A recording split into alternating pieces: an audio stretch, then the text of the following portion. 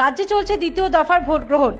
এই দিনে রাজ্যে ভোট প্রচারে প্রধানমন্ত্রী নরেন্দ্র মোদী পুরাতন মালদার সভা করেন তিনি। এদিনের সভা থেকে মোদী বলেন, আপনাদের ভালোবাসা থেকে আপ্লুত, মনে হয় আগের জন্মে বাংলায় জন্মেছিলাম, না হলে পরের জন্মে বাংলায় কোনো মায়ের কোলে জন্মগ্রহণ করব। এদিন এসএসসিতে প্রায় 26,000-এর চাকরি যাওয়ার প্রসঙ্গে তৃণমূলকে তোপ দেখে মোদী বলেন, তৃণমূল যুব সমাজকে ধ্বংস করে দিচ্ছে। তাদের জন্য শিক্ষাক্ষেত্রে এত দুর্নীতি হয়েছে যে 26,000 পরিবারের সুখ নষ্ট হয়েছে, রুটি রুজি চলে গিয়েছে বহু মানুষের।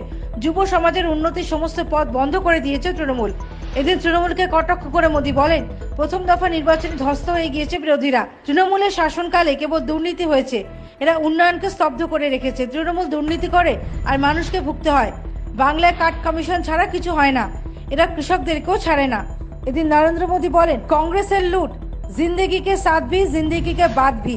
ওরা একটা এক্সট্রা মেশিন এনেছে, মানুষের সম্পত্তি বাজেয়াপ্ত করে নেবে, এই সম্পত্তি নিজেদের ভোট ব্যাংকগুলিকে দেবে। এর বিপক্ষে তৃণমূল কোনো কথা বলে না, সমর্থন করছে। এদিনের সভা থেকে কংগ্রেস এবং তৃণমূলের মধ্যে জোট রয়েছে বলে মন্তব্য করতে শোনা যায় মোদীর কণ্ঠে। তিনি বলেন, তুষ্টিকরণের কারণে তৃণমূল এবং কংগ্রেস সিএএ বিরোধিতা করছে। এই আইন নাগরিকত্ব দেওয়ার জন্য, ছিনিয়ে নেওয়ার জন্য নয়। সন্দেশখালী নিয়ে ফের একবার সরব হয়েছেন তিনি। এদিন মোদী বলেন, সন্দেশখালীতে মহিলাদের উপর নির্যাতন করা হয়েছে, মালদাতেও মহিলাদের উপর নির্যাতন হয়েছে, কিন্তু তৃণমূল অপরাধীদের আড়াল করার চেষ্টা করছে, মহিলাদের সঙ্গে প্রতারণা করা হচ্ছে। এদিন মালদা দক্ষিণে বিজেপি প্রার্থী শ্রীরূপা মিত্র চৌধুরী এবং মালদা উত্তরে বিজেপি প্রার্থী খগেন মুর্মুর হয়ে প্রচার করেন মোদী। শ্রীরূপা মিত্র চৌধুরীকে নির্ভয়া বলে সম্বোধন করেন মোদী। आप इतना प्यार दे रहे हैं, इतना प्यार दे रहे हैं, ऐसा लगता है या तो पिछले जन्म में मैं बंगाल में पैदा हुआ था, या तो अगले जन्म में बंगाल की किसी मां के गोद से पैदा होना।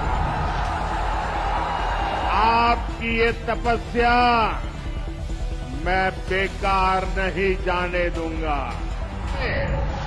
कांग्रेस का इरादा है कि जिसके पास जितना पैसा, सोना, चांदी होगा, जमीन होगी, सब पर कब्जा कर लिया जाएगा और फिर उसका एक हिस्सा ये लोग अपने वोट बैंक को दे देंगे।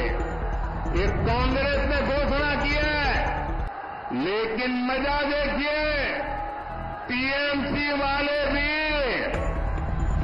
उसके खिलाफ एक शब्द नहीं बोलते हैं। Bureau report, United India news.